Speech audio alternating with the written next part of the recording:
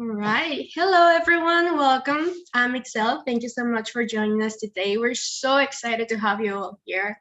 Right now, we're going to get to know a little bit our audience. So if I call your name, please unmute yourself and tell us where you're from. Let's see. Cataluca, hi, how are you? I'm doing well. How are you? I'm good, thank you. Can you tell us where you're from? Yeah, I'm from Nashville, Tennessee, and I make pop music, and that's all I got for you right now. I'm just waking up. Oh, you're totally fine. Hi everyone. I'm Emily. Nice to have you all here. I'd love to get to know you as well. Miranda, how about you introduce yourself? Hi everyone, my name is Miranda. I am originally from California, but I've been living in Arizona where I started my music career here about, I want to say like 8 months ago. I make R&B, pop type music. I draw inspiration from people like Harry Styles, Doja Cat, SZA, and I've played a good number of shows here. So now I'm kind of just looking to expand and network and meet new people, collaborate, and just vibe. So nice to meet everyone. Well, that's amazing. Thank you so much for that. Are you on Spotify by any chance? Of course, I'm on all streaming platforms. I am Miranda Dominique. So I'm Miranda with a Y and Dominique without the UE at the end. My name is it's definitely unique there. My Instagram is Miranda Music, and that's MYRANDA MUSIQ. And in my bio, I have all of my, everywhere I'm streaming and all my information in my bio. All right, that's amazing. Thank you so much. Make sure to put all of that information in the contact sheet so everyone can know as well. Let's see. Ariel, hi, how are you? Ariel G, can you hear me? Hello, I'm well. How are you? Hi, I'm good, thank you. Can you tell us what made you join us today? Oh, well, like one day I would love to like perform at festivals, but yeah, I make a dark trap pop under the artist name Gothic Dancing Queen. It's kind of like Troy Boy meets Nine Inch Nails. Super fun, super big, lots of electronica. Oh, that's really good. Oh, that sounds exciting. I'll definitely check that out. I want to say hi to our speakers who are in the room now. So Monique, hi, I see you. How are you? Hi, everyone. I'm good. It's early and I'm not a morning person, so that's why I'm like this. But I'm really excited. So I can't wait. But yeah, pretty good. Awesome. Thank you so much for joining us, even early in the morning. All good. What about Maythe? Hi, how are you? Hey, I'm good. How are y'all? I'm super excited as well. Luckily it's only 11 where I am, so I think I'm finally starting to wake up. But I'm excited to see all these faces and to speak with everybody today. And we're excited to have you here. Thank you so much. Is Lando in the room? I can't see. Yeah, Lando's under Lance Washington. Hey, Lance. Oh, hey. Hey, what's up? Let me see if I can unmute myself right fast.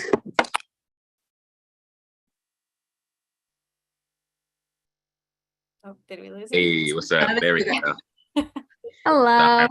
Hey, what's up, y'all? How's it going? That's my real name, Lance Washington. If you didn't know, now you know. But I go by Lando Chill. From Chicago, Illinois, born and raised. But now I'm in LA, musician, poet, vocalist, artist, and very thankful and happy to be here and to learn some things and share some information. So yeah, appreciate y'all. Lando, your music is so good. I'm a fan. Love your music. Thank you so much. Thank you. Cool. Hey, I appreciate it. It's really great to meet all of you. I'm Alexi. I'm the founder and CEO of Finessed Media. Welcome, everybody. We're really excited to have you here. Maybe we continue with a couple more introductions of the audience before we get started, just to let everybody in. We have about 53 people in the room, which is really exciting. So if any of the speakers, Lando, Maythe, or Monique, if you want to grab coffee or anything for the next few minutes as we're doing introductions, feel free. But yeah, Emily and Itzel y'all want to do a couple more introductions before we get started? Yeah, for sure. Let's see. Who else do we have in the room? Talisha, hi. How are you? I'm sorry if I pronounced your name wrong. No, it's okay. You actually pronounced it right, so no worries. Hi, you guys. How are you? I'm from Michigan. I'm actually joining the call because I am right now interning for a booking agency. And so I'm really interested to learn how to book festivals. So that's something that I can start doing once I start working for the agency. So I'm really excited to learn more about everything. And please excuse me, guys, I'm at work. But I was like, I have to make it. So I figured out a way to be here. So really excited. Yeah. Oh, thank you so much for joining us, even though you're at work. Let's see who else we could say hi to. Nathan, I just saw you turn on your camera. Hi, how are you? I'm doing good. My name is Nathan Charles. Real name, rap name is all the same. I'm from Lompoc, California, small little town, and it's only my second year in this rap music. So I'm trying to just learn what I can to get in where I can. Oh, that's really cool. Do you have any releases at the moment? Yeah, I've only released 2 songs this year, but I have an EP that I released last year and a couple singles as well. I'm working on releasing a new EP. I'm still trying to figure out the whole marketing game too. Okay, well, hopefully you will learn something here today, and make sure to drop the links on the chat so everyone can see. Let's see, I believe we have time for someone else. Hunter, hi, how are you? Hey, I'm good. How are you guys? Hi. I'm Hunter, from DC, saxophonist, producer, flutist. I've been getting DMs from you guys, so I was like, I really want to make it, so I finally was able to make it. Yeah, I'm just excited to be here. Thank you guys for hosting. No, that's all right. Thank you so much for taking the time to join us today. Now, let's see. Do we have time for one more time? What do you think, Emily? For Yeah, I think you could pick. We could talk to someone else. Let's see. Tanya, would you like to say hi? Hi everyone. I always see Finessed Media on LinkedIn. So I just kind of changed I'm 21 years old. I'm from Texas. I go to college in business marketing. So I'm a Filipino. I saw Kit Kat, she added me on here. So I'm a Filipino R&B pop. So I just have my first single. I'm kind of producing my own album like all by myself. So it's like really intense. Oh my God, all by yourself? How was that? How is that actually? I take a lot of music lessons. So like it is quite nice to have like I can make my own decisions, but like just marketing, it's hard. Yeah, I bet. Well, I'm sure you're gonna go fine. I'm sorry, you're gonna do fine. And if you do need any help, we are all here to help you out. Just reach out to us. Okay, well, right now I think we're good to go. Thank you everyone for sharing. Now let's get into it. We do have sorry. Now, we do have some great panelists that you're going to hear from soon. But before we start our discussion with them, I would love to introduce myself properly. My name is Itzel Fierros, and I'm an events coordinator at Finessed Media. And hi everyone, I'm Emily and I'm a social media marketer at Finessed Media. We're super excited to discuss the ins and outs of music festivals, from everything that's happening behind the scenes to everything that's going on stage. So be ready to take some notes because we're gonna drop some gems today. So how today's event is gonna work, we're gonna start off with a little discussion with our speakers. And then around the 45-minute mark, we'll have an audience Q&A where you guys get to ask any questions that you'd like. And then afterwards, we'll have a little breakout room session so that you can network and get to know everyone a bit better. All right, now let's chat about music festivals. We want to help you learn more about music festivals and the live space. So, and hopefully leave here with some new connections. So now, before we jump into the interview, I'd like to introduce our panelists. Monique, we spoke on the phone yesterday, and I'm just super excited for everyone to know you. Everyone, this is Monique Williams. She has worked as an artist relations lead for Blume and Lost the Riddim. She has great experience in the festival operations world. She's led marketing efforts for Afropunk and even helped book some of the nation's top festivals. Monique, can you say hi to everyone? Hi, everyone. That was a great introduction. Wow, I have never heard all of those wonderful things in a row. So But yes, I'm Monique. I can kind of give you guys a brief introduction about who I am. I've been in the music industry for about 10 years. 10 to 12 years. I started super young. Actually, when I was in high school, I started at Clear Channel, which is now called iHeartMedia. And I helped do a bunch of different promotion stuff behind the scenes. It was literally like cutting press passes and super small stuff. And then in college, I randomly got the opportunity to interview to be an intern at Atlantic Records. So when I was in college, I interned for Atlantic and Warner Music Group in the A&R department. That was awesome. I did that for 2 years. And then right after college, I worked at Live Nation for a little bit, then moved on to ICM Partners. So for anyone that knows, it's a talent agency, booking agency. They do more than booking, but basically just helping artists launch their concerts, work on the artist side of festivals. So that was awesome. Did that for about 2 years. Then decided that I wanted a break from music. I moved to film and worked for Lucasfilm, which is the Star Wars company, in marketing for 2 years. Then I went back to music. I worked in music distribution. I also manage a bunch of artists right now. And then after that, I've also been working for Blume and Lost in Riddim on the artist relations side of things. And then also, like mentioned, I've done marketing campaigns with Afropunk. So I've done a lot, but yeah, that's kind of my journey and how I got to where I am. Oh, what a lineup. I mean, we wouldn't have any wonderful things to say if you hadn't do all that work. So thank you for joining us. I'm very excited to talk with you today. So I'd like to introduce our next panelist. We have the wonderful Maythe Santos. I'm really excited to have you join our conversation because a lot of the work that you do is exactly what I want to one day do in the industry. So that's really exciting. For those who don't know, Maythe has worked in arts relations, hospitality, production, and merchandise at different music festivals, including Coachella and Lollapalooza. So hi, Maythe. Thank you for joining us. Hey, everyone. Thanks for having me. I'm super excited. So yeah, kind of like Monique, I also started in high school in the industry. Honestly, doing street teaming and reaching out to all the local artists that I could. I'm from Chicago, so it was when I was in high school was the time that Chance was popping up. So I really took that chance, no pun intended, to really just dive in and see what I could do. And over the years now, I've been working all over the city, freelancing. I do mainly artist relations and artist hospitality throughout the venues, but also most of the Chicago festivals, and start traveling for them nowadays too. So yeah. That sounds really exciting, and we're super happy to have you here.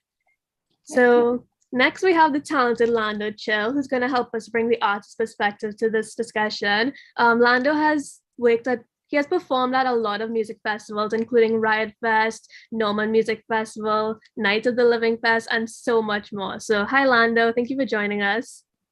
Yo, what's up, y'all? Yeah, just very thankful and honored to be a part of such an amazing panel. As far as my journey, I wasn't necessarily a musician by trade per se. I grew up in a music family, but I didn't necessarily take music seriously until I got to college when I was 23, 24. And then I had the ability and the opportunity to be able to create music with people at the University of Arizona, which is where I went to school. I went there for film, and I switched to anthropology. And in that switch, I really found my calling as what I wanted to talk about in my life, and translated that through the medium of music. And then in 2016, I got signed by Mellow Music Group, which was just like kind of upstart, sort of nice indie rap label that had Odyssey and Open My Ego. Some really good people who I've learned a lot from in this music industry. Left them in 2018 when I moved to LA. And then I've been just bouncing around during the pandemic and afterwards, doing a lot of sync work, a lot of writing camps, writing for people, and then going to release an album this year. So yeah, it's been interesting. But yeah, thank you for having me. Yeah, of course. I mean, I'm really, really excited for that album. And honestly, Lando, you've been doing great. I recently started listening to your music and I am obsessed, truly. So thank you so much for all of you to join us today. Now that we've heard a little bit of our speakers, let's get into the discussion. So can you all tell us a little bit about your journey, specifically Maythe? Can you tell us how you got into the music industry, but specifically into music festivals? Sure. So I got into music festivals, I think 4 years ago, I think was the first time I did it. Like I would say like hired by a festival. But like I mentioned before, I did street teaming for a local venue. And at that time, it was a way to get in for free.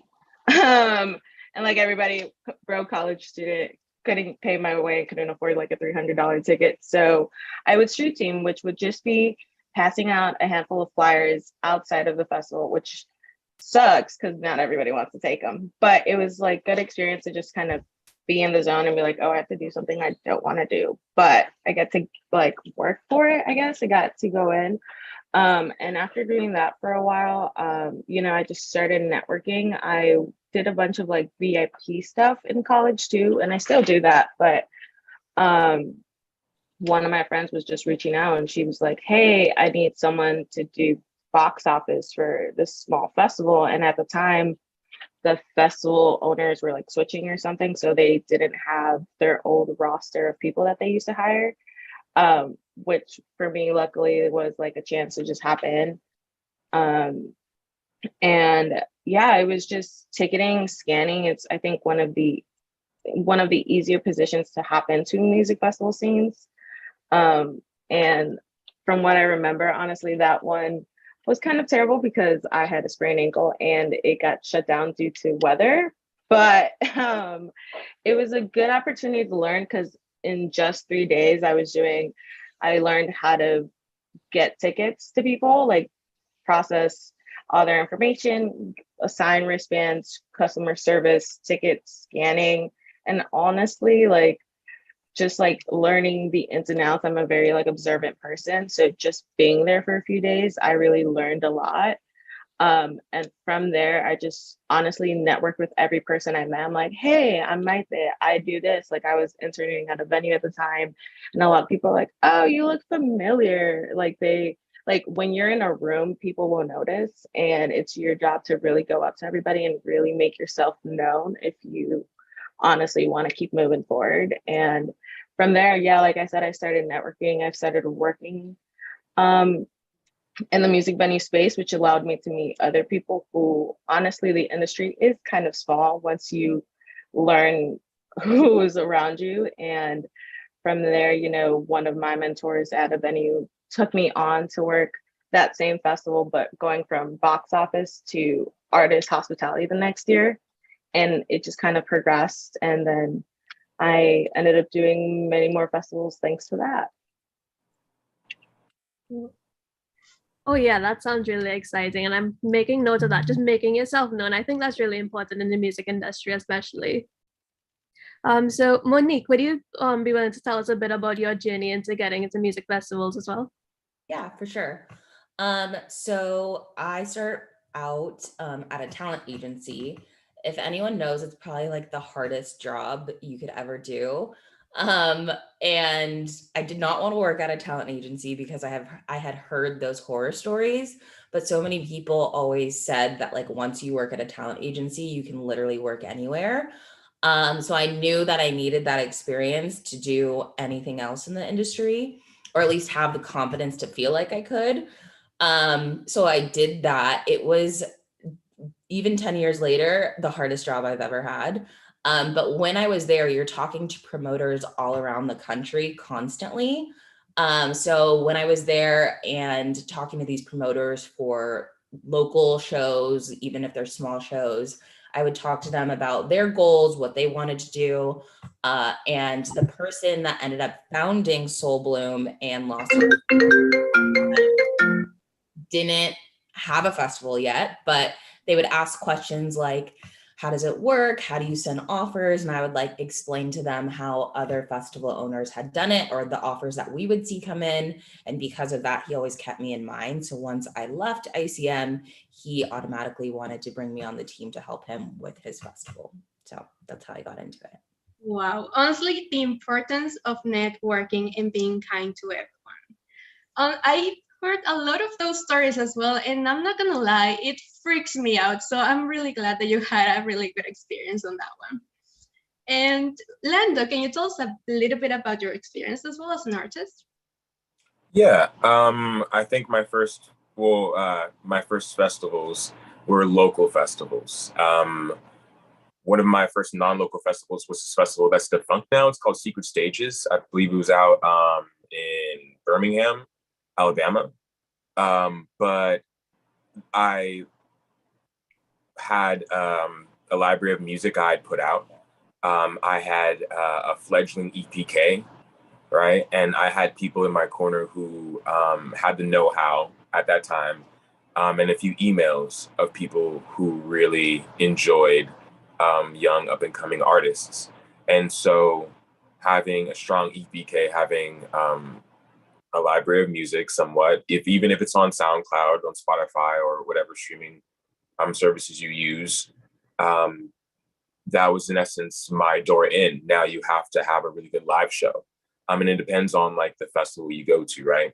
Some festivals are smaller and are okay with you like rocking a DJ. Some really like enjoy having a live band and want to pay you as such.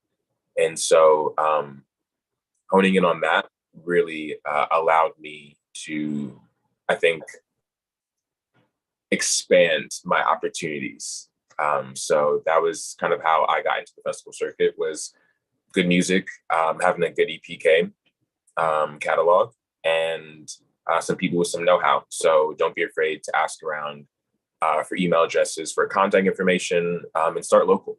So yeah. Okay, noted. So having that good EPK, having that catalog, and knowing people. Hope everybody took note of that. And Lando, you've performed at quite a few festivals, so I really want you to paint the picture for us. What's it like being on that stage and getting to perform for all those people?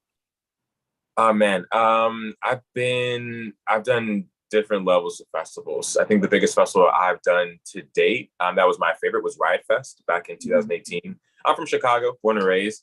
I'm from the South Side, 90th and Calumet. So like, I had never, it's not like I'm supposed to go to the West Side, but like, that was never on my purview. I went to Jones College Prep, so I went to JCP.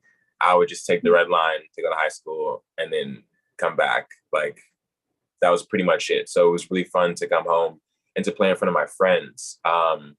I think with the different levels of festivals comes to different levels of stages, and it means the different levels of engagement you have with the audience. So if you are doing an intimate festival, right, a smaller stage, different sound, it feels different. You have to really engage beyond just the music. You have to really hit someone's soul and really speak to people.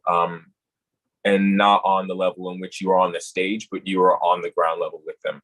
Me personally, I don't like stages. I don't like feeling higher than anyone, but it is what it is. Now, a big stage like Riot Fest, I had my live band, and that was something that was really incredible and timeless. I would implore anyone, if you have the time and the moment and ability, even if it's to sing background, to do photography work, please, if you have the opportunity, please get on a huge stage. I think it's really interesting when someone has never been on a big stage before, myself included. When I was at that time, I never knew how big it was. And you have so much room to work, so much canvas to work with, that it's really important to be cognizant about that, as well as your energy level. And I say all this to say it was amazing to be on stage, and it was incredible, but also there's an analytical side to it. And you have to kind of learn with each step you take how to make yourself better and better and better. So I turn into a different person on stage. So I can't necessarily tell you the super focus. I turn to Lando chill. This is not Lando chill. This is Lance. But like I turn into a different person. My energy level goes different. My intensity is different. But it is a timeless experience, and I really implore everyone, if you have the opportunity, intern, photography, video. I mean, I started in film.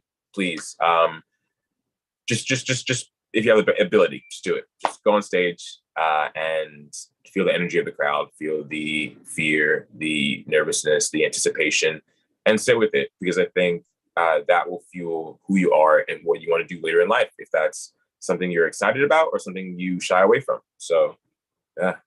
That is so true, and I couldn't agree more with you, honestly. I mean, even from the audience perspective at concert, live event, or festival, you can feel everyone's energy. I just cannot put into words how it might feel for the artist on stage.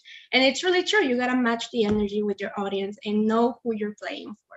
So thank you so much. That was quite a perfect answer. Now, I do have a question for Monique and Maythe. You both have worked a little more, well, with quite a few artists, actually, I'm sorry. So can you please tell us how you choose who to be involved with, like more in the behind the scenes kind of aspect?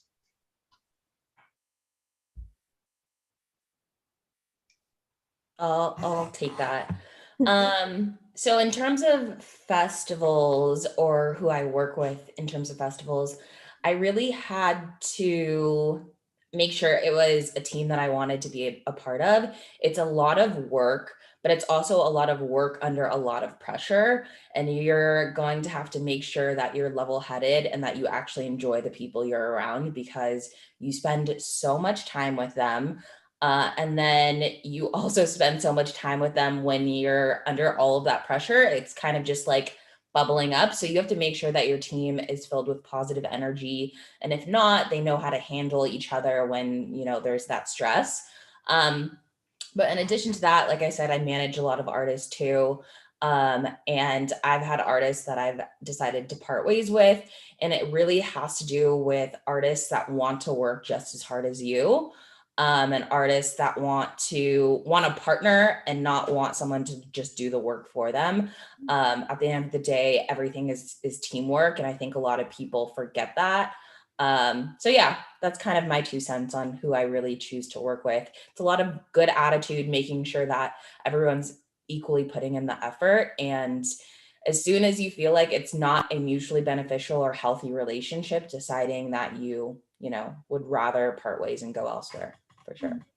No, I totally agree. I think this takes me back to what I told Lando as well. If you don't feel like you're matching the energy with the people you're working for, what's really the point?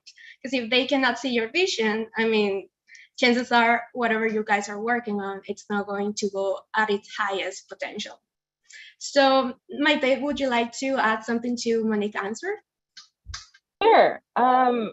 Kind of like what Monique said, definitely is about who you're around. Going in, let's say you get hired for your first festival, don't know anybody working with like who you're around. I always go in with like best mentality possible, because if you go in thinking, I'm so nervous, I'm gonna bomb this, I'm fake it till you make it. Honestly, first time, there's something about faking that confidence that makes you believe that confidence, and truly you're going to put your best foot forward doing that, because you're going to be thinking the entire time that you're doing great. And if you feel nervous, like, don't be afraid to ask for help. That's another big thing where I think myself included, a lot of us tend to overthink, and when we're drowning, we think we can't ask for help. But in a space like a festival where it is teamwork makes the dream work. We all need everyone on the same page, and if someone's falling behind, everybody falls behind.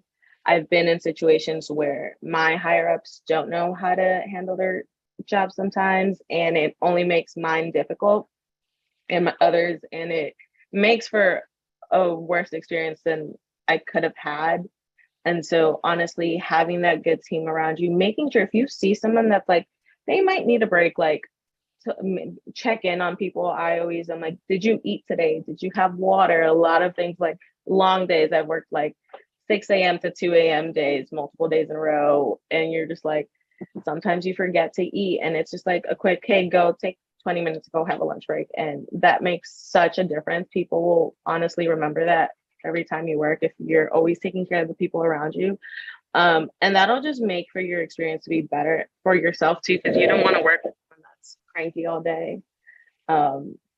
So honestly, making sure the team that's around you, and if you have an experience where you're just like, I didn't really like them, but everybody else was great, or something similar to that situation, try them again. Maybe they had not. They had worked with multiple people who maybe on the first time we met, it was great. Second time wasn't. Like, give people a few tries, but after like a couple and you're like, okay, I would just prefer not to work for them. Think about if it's like something you really want to pursue. If like, can you work with somebody?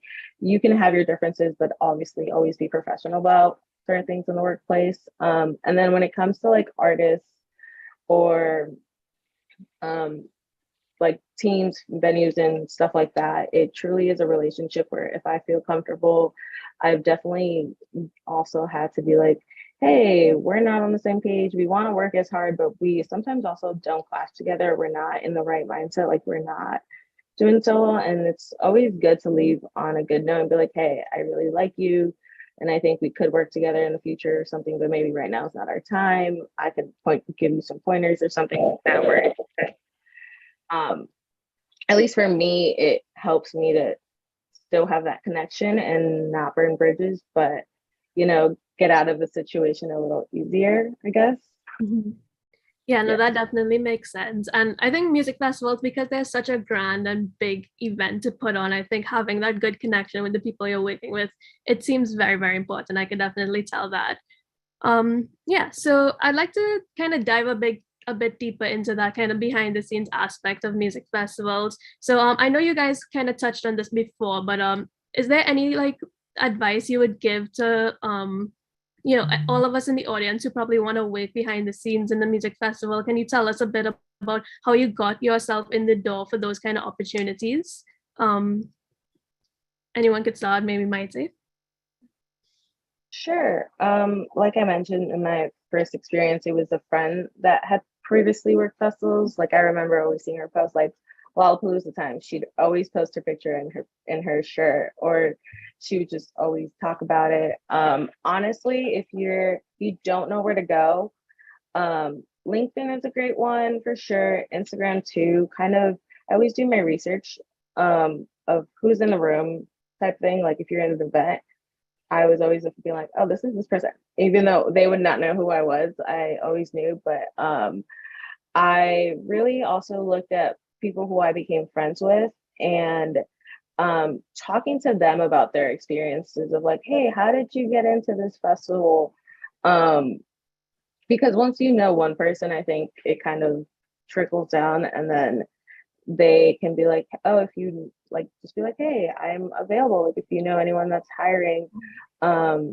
I see a lot of posts nowadays for festivals too. Like, social media has become a game changer for these festivals. I'm sure like you guys have your page. There's all these Facebook groups that always post, or just network in those as well. It can really open those doors for you. And also look at, if you're local, look at your promoters and who's putting these festivals on. I think the best way, if you are in a small city or you're not in the major city like Chicago, New York, LA, Miami, where there's all these big festivals, look at those small ones and start volunteering. See if you can do like box office. I know people have started in security, or just literally just even vendors. Like, just get something in their experience work, and then just from there try to talk to everyone as much as you can and see if someone's willing to help you out from there.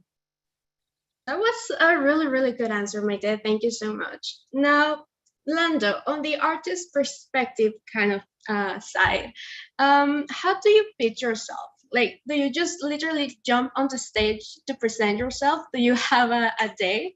Or like, how does that work for rising artists to get on stage? For a rising artist, it is imperative for you to have an EPK. So an EPK is short for electronic press kit. So pretty much it's like your artist Bible. One of my friends would call it. So you have your bio, you have press photos, you have links to videos, to your socials, you have links to any publications that you've ever been featured in, you have music, either demos or music that has been released. Contact information is always important. And this is something that is, in essence, your little morsel that you give to people. And if they eat it and they like it, then they're down. Then there goes into this really important thing, obviously, the live show. So determining how you want to perform is really important to how you're perceived, sadly enough. And it's very interesting because I've run into this before when I had a booking agent versus when I didn't have a booking agent. Having a booking agent was incredible, but also the booking agent really thought hip hop was there's a discrepancy with what she thought hip hop could be. I myself, I use an SP555, so I use a sampler, and I have a live band. And she didn't necessarily want to book me as a single act. She wanted to book me as a band. One, because it make more money, and two, because it might appeal to a wider audience.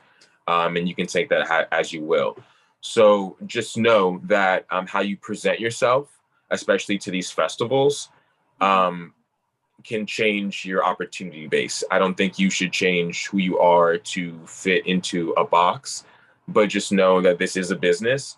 And so having an EPK, having your live show set and how you want to perform are two important things that I needed to, for myself, conquer in order, or just be really, really proficient at, to be able to have the opportunities I did. But also having people in your corner that know local promoters, know the local scene, and never pay to play. I want to say that super loud. Never pay to play anywhere, first off. But if you're paying for a festival slot, no, don't, never, please, never do it. Use that money to promote yourself, for studio time, for music lessons, for something that will holistically bring your art and yourself and your soul more aligned to where your path is. Don't pay to play.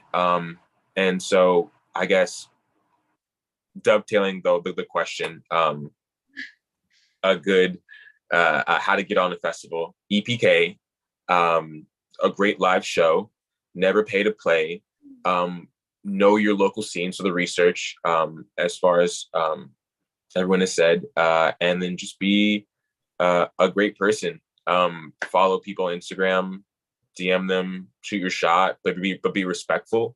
There are people who you can follow online that share templates on how to be a respectful emailer, or just a respectful person in regards to contact.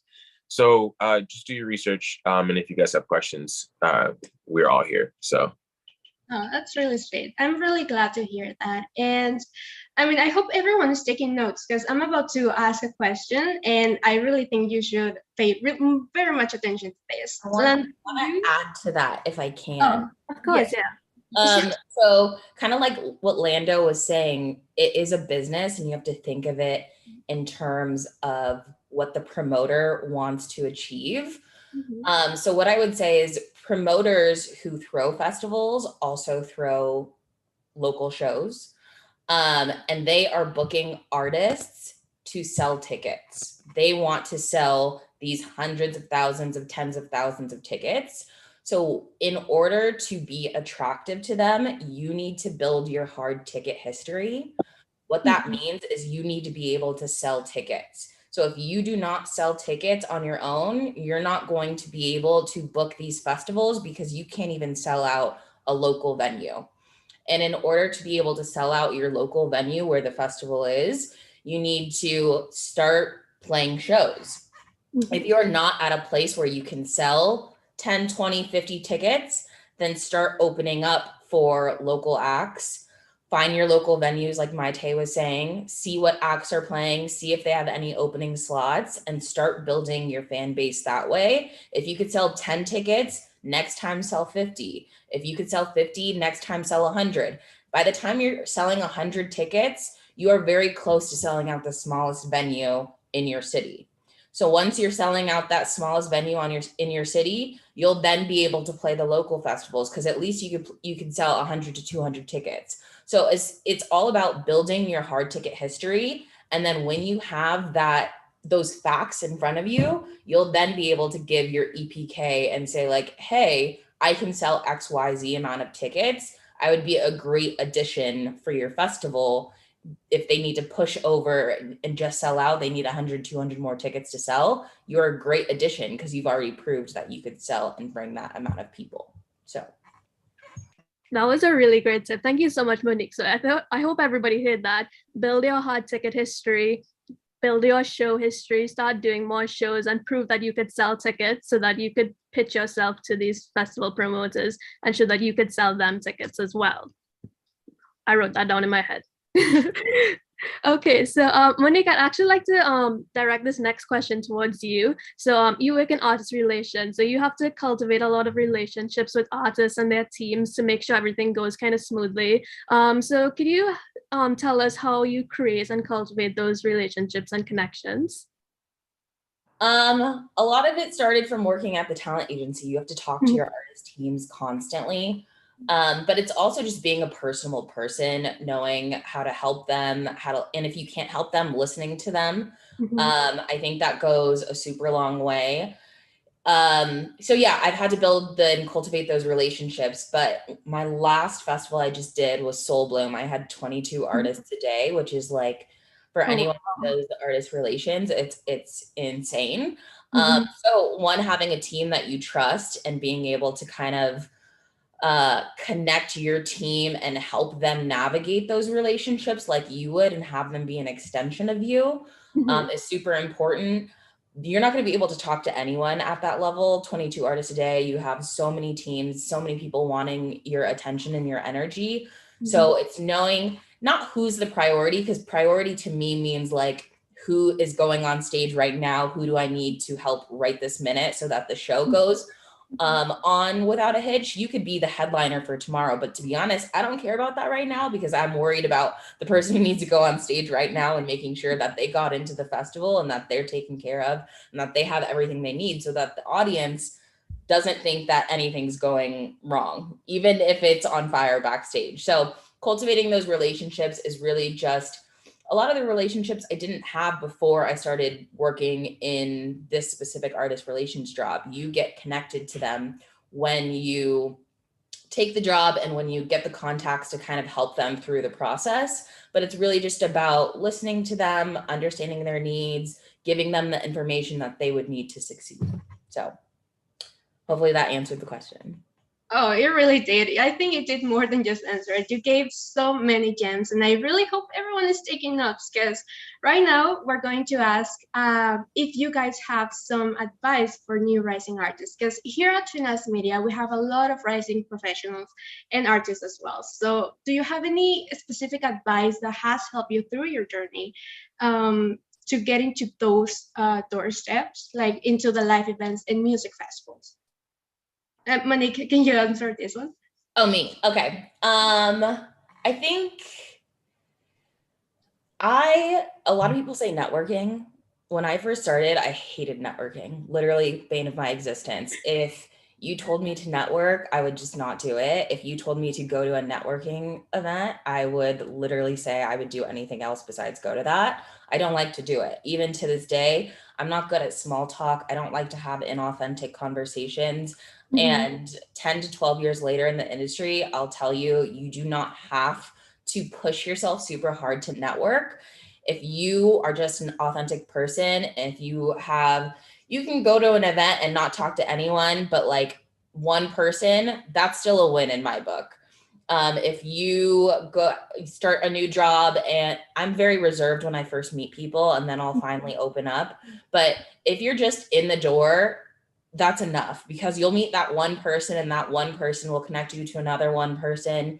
And like, we're now in the day and age of social media. Like, you can send people messages. Hey, I love that you're doing X, Y, and Z. Would love to set up a quick 15-minute chat to pick your brain about something.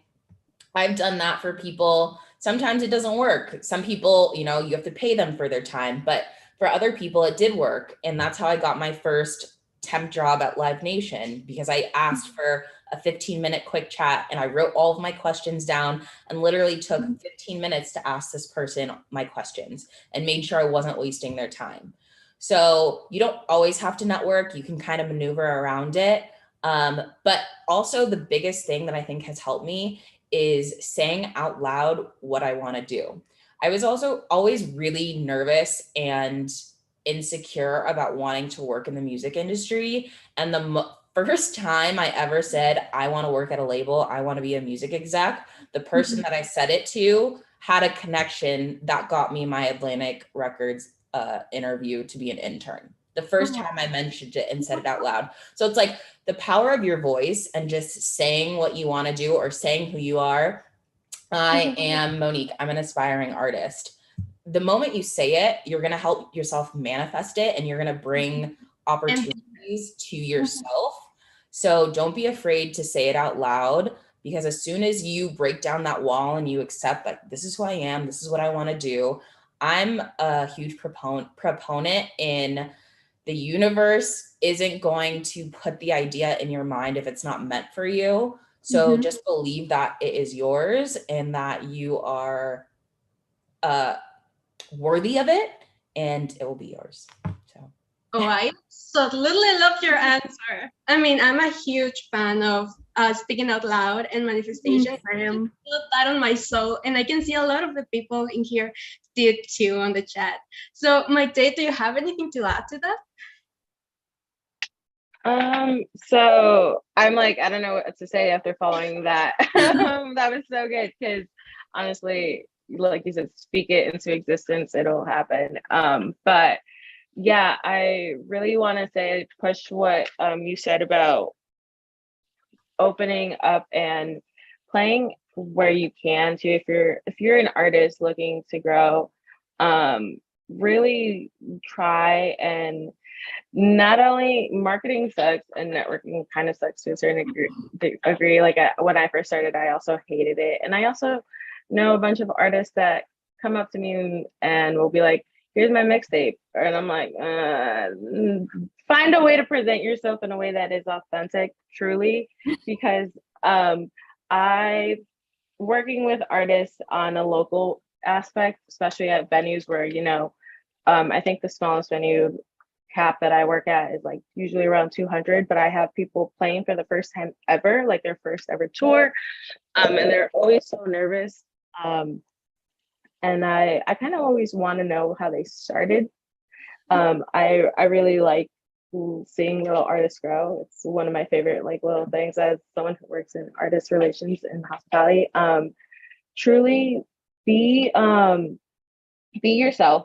Don't be afraid to like mess up. It's gonna happen. I think a lot of the times artists think they have to be perfect and they have to present like a look. I've had like a small artist once have come in with like a whole suitcase worth of outfits when he had like a 15-minute set and try to bring a whole entourage. And I was like, okay, buddy, like this is only making me like you less. And it like truly wasn't, and like he was just so nervous and like really wanted to put on a good show. Go to those venues that are around you, find open mic nights. You don't necessarily have to talk to people, but like Monique said, there are emails, there's in social media. Just sort of talking to them that way if you're scared to go up to them. And then like maybe the second time, like, hey, I sent you that email. It's nice to meet you. A lot of times it's nice to put a face to the name if you see someone around. And then take a leap of faith sometimes. Be like, hey, here's my music. I think if you're at a point where you feel comfortable with it too, a lot of the times these local venues look for openers. And I know for a fact that one of the venues I work at, we are great at booking local acts. And I always send my friends their way. I'm like, hey, dude, like you would be great for this person. Like reach out, send your information. And even if you haven't sold 10, 20 tickets, by yourself it. You just need one chance. Sometimes we put on free local shows, and my friends will hit me up and be like, hey, do you know any artists that would fit this bill? And it truly is a free show, but it's a chance to see how many people you can bring in. And at that point, bring in your mom, your dad, anyone you can. And it might be, you might just be playing for your friends, but I think having that space and seeing that people, one, want to support you, and two, will stay to listen to you, I think is a big thing for artists trying to get in. I think once other people realize that, I think it's a good open space. And then keeping those connections with, if you know a booking agent, great. If you don't need one, I think, necessarily when you're first starting out, and you don't need to pay one. If you can try to book those local shows once you're thinking about touring and stuff like that, maybe it's something to think about later on. But really try those local venues. I think it's a good way to learn. There's there's an artist locally that I look at like a little brother. I saw him perform his first time, and then last week or whatever, I sent him a little link to perform at a local festival. And it's like his parents' favorite festival. And he's like, I think like third in line votes wise. And it's like, it was like just those little connections of meeting people. It doesn't have to be like be me per se. Like I did that for someone else, but there are other people that will believe in your music and believe in you. And I think making yourself open up to those opportunities too. Don't be scared to talk about your music. Don't be scared to be yourself and put that around. Yeah, I think that's all I got. Okay, got it. Yeah, so putting yourself out there, I think that's the most important thing, not just like in the music industry, but I think everything as well. Thank you so much for that, Maythe. Lando, you gave us some great advice earlier, but is there any other advice you'd give to the rising artists in the room today?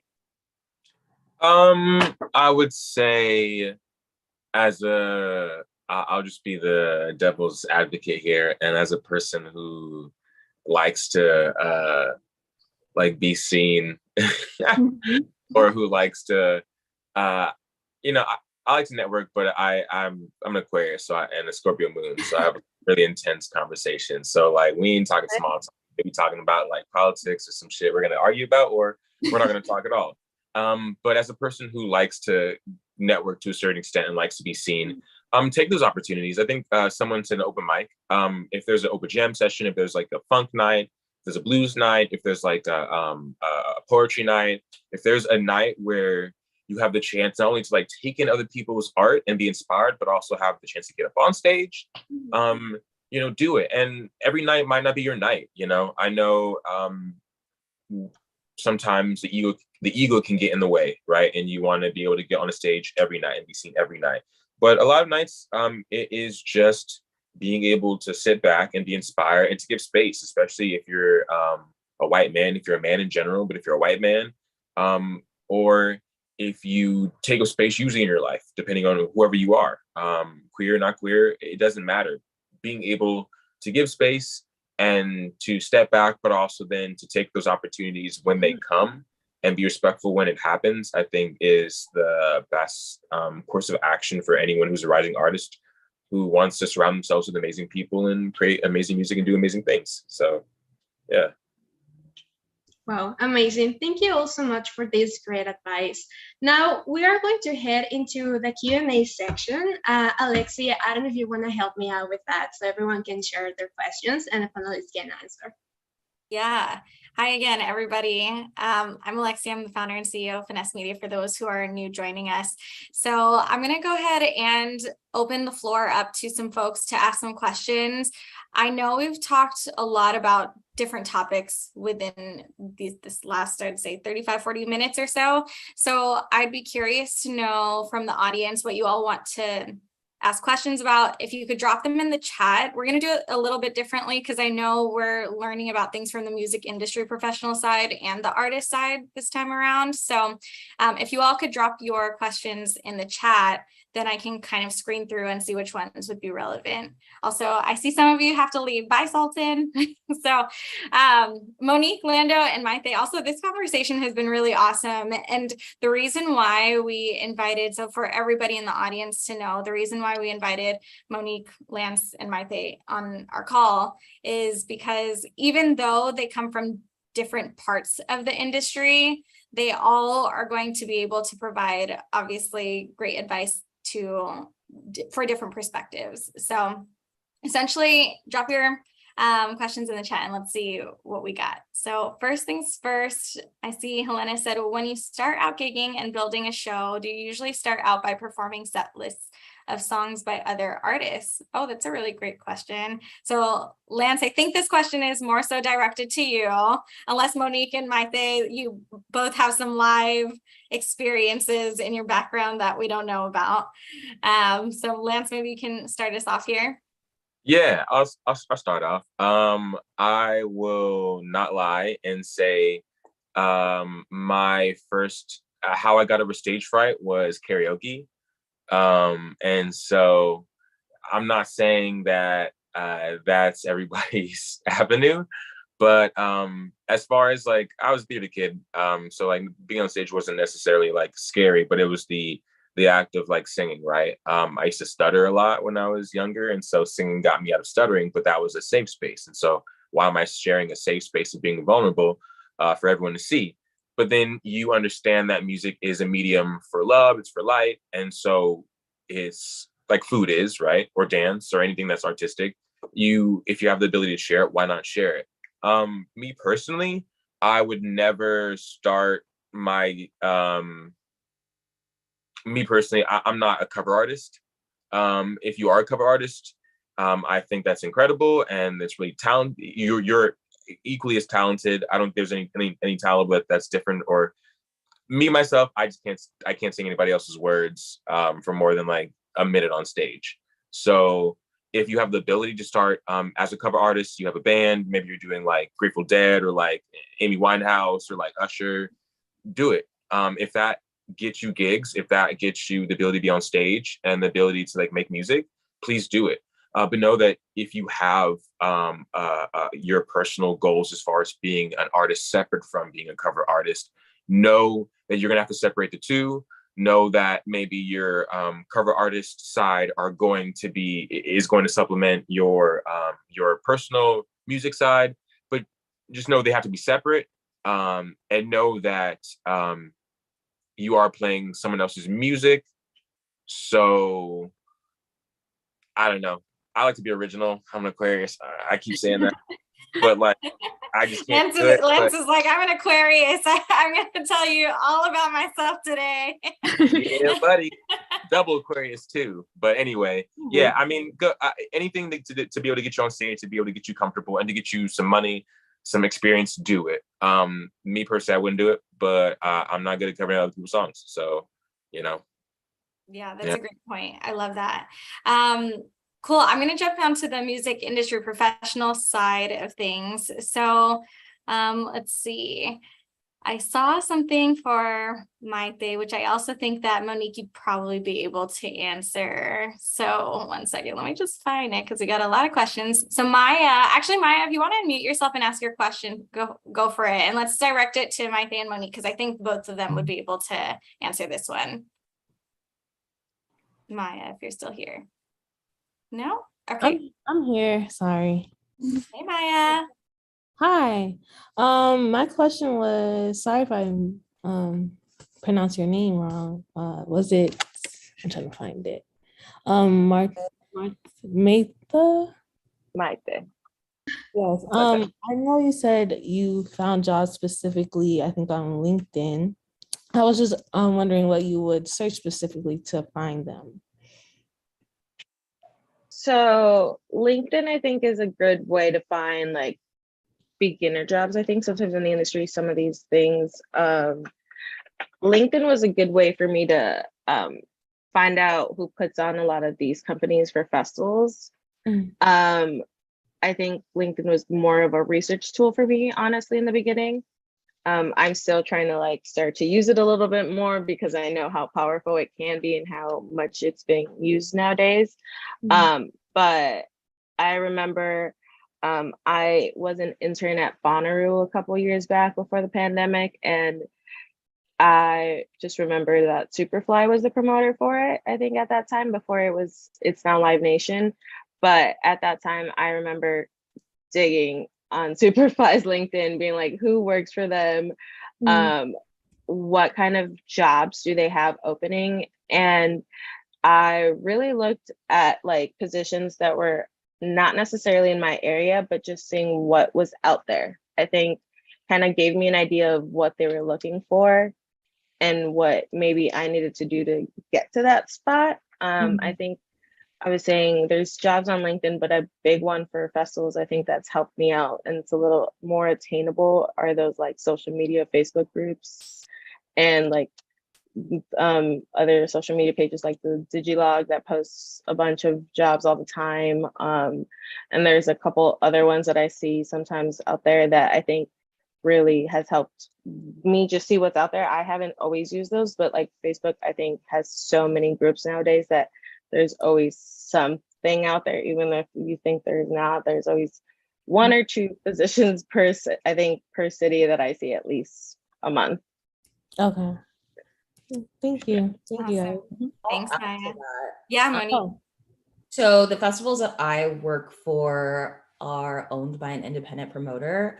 So the independent promoter is called ENT Legends. I'm pretty sure that they are hiring for several positions right now on LinkedIn. So if you look up ENT Legends, I don't really know what positions, but I know that they are hiring.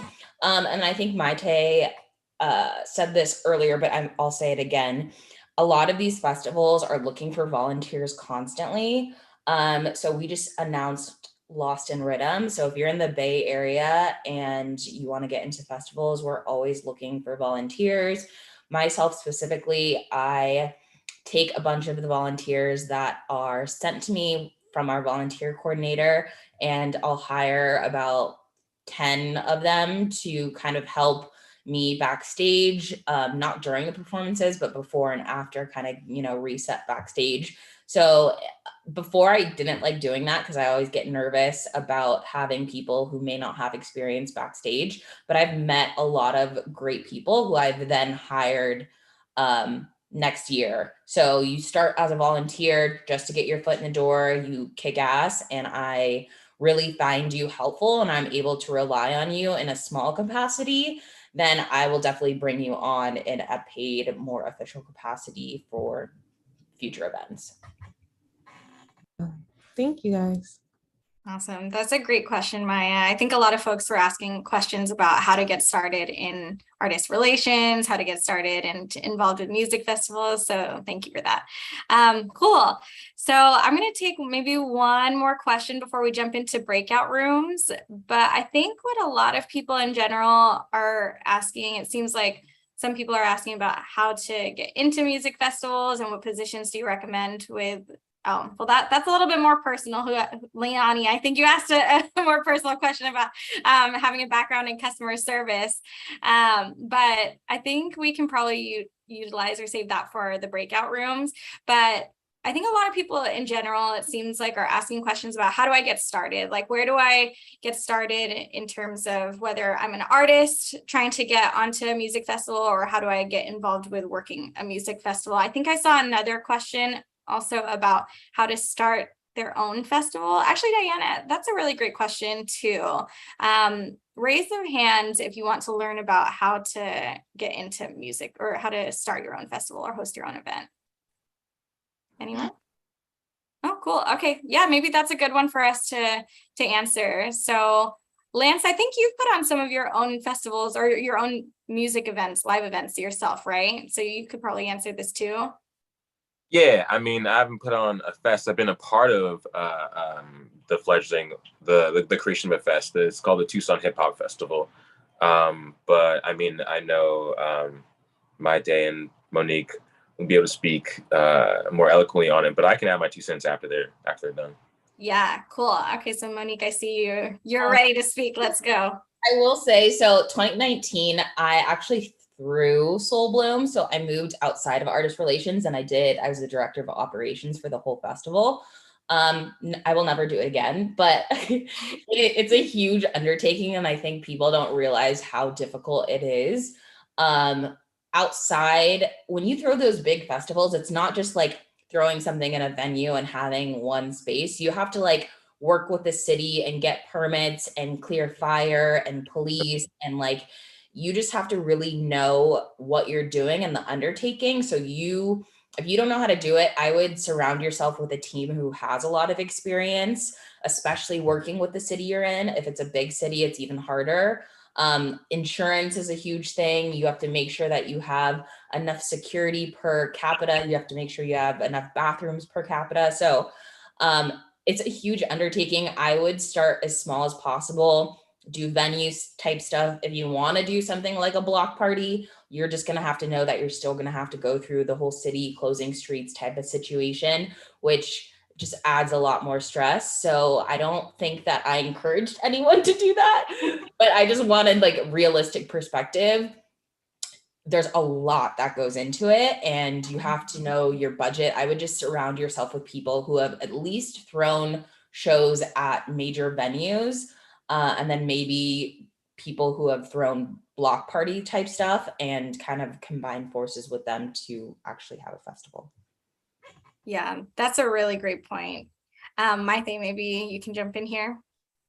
I just wanted to add on to Monique because I remember when I was younger and I was a big fangirl, and before the days of MadCon, there was something called Teen Hoot, and I actually the first person to like really inspire me to ever go into the industry was side note, Austin Mahone's aunt, who put on her own little event. And I remember going to this event because I had friends performing.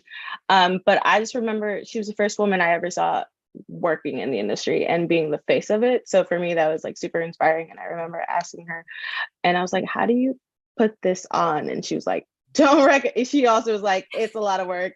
I don't know if you really want to do it. But so surrounding yourself with people who know how to do it, because I remember looking into it, but look for like organizations that would be down to help you out. There's like a collaboration, whether it's either like a venue, because some venues do like outdoor spaces like block parties, or just like even like a nonprofit situation. Sometimes they kind of know how to put on events.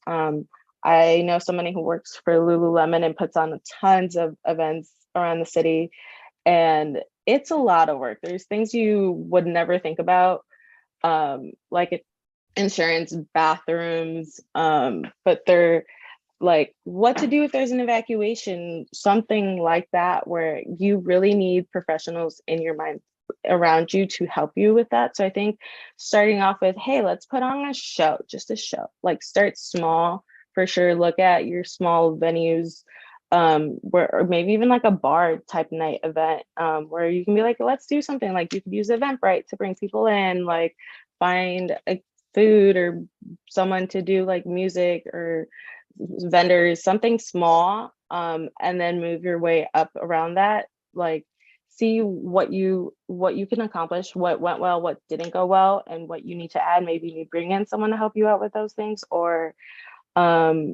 just kind of, I think, start small is the biggest hope I can think of.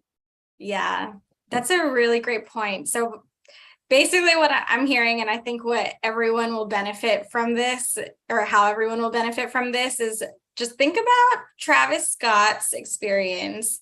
And it definitely, like, if before you all spend a ton of money trying to put on these really big shows, just think about how much work goes into it, and how all of the things that you'll have to think about. Like Maythe said, you have to think about bathrooms.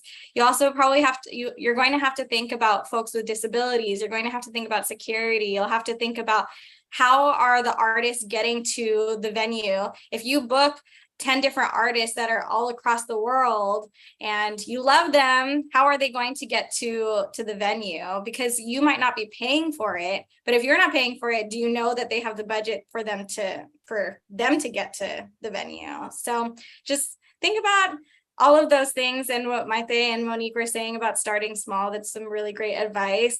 Lando, you're more on the artist side. So even though you're not putting together the events, maybe you could give some insight into your live events experience. If I've thrown shows, nothing that would be ever called a festival, but I've thrown like release shows or release parties or like listening parties or things like that.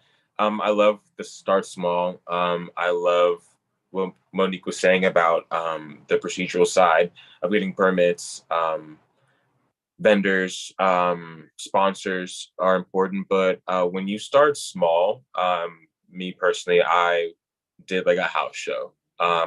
Somebody's backyard, low collateral, low overhead, and you really want to start community based and keep it community based. You don't necessarily, I know things can get big and big and big, and you might get sponsors like credit unions or banks, like Subway shops or whatever. But I think it's truly important to remember that the community drives these festivals, as well as the local artists a part of that community. Even if you have a certain opinion or whatever, you have to throw that out the window and be unbiased and move with love. And so curate the event, but know that the community is what drives the event and what drives your music, your friends, your family, the people who support you drives that as well. So yeah, start small and then build from there. One of the best music festivals I was a part of was this music festival up in Kalamazoo, Michigan called Lamplight Festival, where it was just a whole block that had agreed to throw like a sort of block party in essence. And it was Kalamazoo, so you ain't gotta like really pay nothing to block off the street. You know, Michigan. Shout out to Michigan, but you know, Kalamazoo's different. And different houses had different shows. And so you would just walk to a different house literally next door and you go to a different show. And then it was really cool. So that's my favorite. If you start there, I think then you won't lose, and making sure that there are people of color, there are women, there are queer folk who are at the heads of important positions either at the festival you're a part of or creating, or just a part of your circle. And if you don't know any of us, you know, get to know us. We're around, you know, so, you know, dang, that's just me personally. So. Yeah, that's awesome. So I'm going to sum up a couple of the pieces of advice that I've heard today, because I think that'll help some of the folks in here who are like, what did I just learn? So some of the pieces of advice that I took away from hearing Maythe, Monique, and Lance speak were obviously, you know, start small. A lot of us in the room are, not myself included, but a lot of folks in the room are, you know, you're rising artists, you're aspiring music industry professionals, and you're new to the game. So some of the ways that you can start small is by creating your electronic press kit if you're an artist, is by, you know, having a house party instead of hosting a big music festival to start, is by going onto LinkedIn and networking if you feel comfortable. And then for those of you who are not comfortable with networking and are more similar to Monique and might be a little bit more introverted, then just trying to meet at least one person at your next event, or meeting someone here. You know, we have, how many people are on here right now? 55 people. We have a contact sheet. It's very easy to go into the contact sheet and say, hey, so-and-so, I saw that you were on the event. Just wanted to introduce myself. Thank you so much say you're reaching out to one of us over at Finessed Media. Thanks so much for hosting the event. Or you could reach out to another artist and be like, hey, I heard you were an artist when we did the intros in the beginning, and I'd love to connect with you and maybe collaborate with you in the future. Or maybe you could send me your music and I could figure out what we could do from there. So those are some of the pieces of advice. If anyone, I hope all of you got something out of the event so far. Before we jump into the breakout rooms, unmute yourself if you learned something and give us a little woo woo.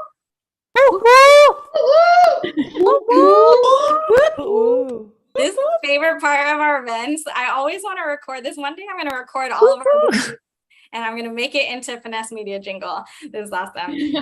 Cool. Monique, I know you had an announcement that you wanted to make before we jumped into the breakout rooms. Did you want to let everybody know? So in addition to managing a few different artists, I also do artist consulting. So my info's in the contact sheet, but I'm also putting out a course for independent artists that need help with artist marketing. So it's kind of just like a whole rundown of artist marketing in a bunch of different departments. So I would really stay tuned for that and follow me on socials to see when I put it out, because it's going to be filled with lots of interesting and great things to help you with your career. I already followed you, so you know I'm gonna be on your line. I already peeped you. When you walked in the door. Yeah. That's awesome. Cool. So we're going to go ahead and open breakout rooms. So each of the speakers will have their own breakout room, and feel free to just jump in and out if you have, because I know some of you had some questions that we didn't get to answer. So obviously keep in mind that we only have about 10 minutes, so try not to take up the entire space with just your own question. Leave some space for other people, especially anyone who is in a marginalized community. Definitely give them opportunities to speak as well. So cool. I think we are ready to jump into breakout rooms. Kit Kat, can you go ahead and put Maythe, Monique, and Lance in their rooms, and then everyone else feel free to jump into the room that you need. Anyone who does not know how to jump into a breakout room, you can stay on, and Kit Kat and myself will help you move to another one. Cool. All right. See you all in about a little bit less than 10 minutes. All right. And then anyone who does not know how to get into their room, just let us know. Kit Kat, you got Lance in another room, right? I got them all in their rooms. Just as a heads up, I'm just going to stop the live stream on YouTube.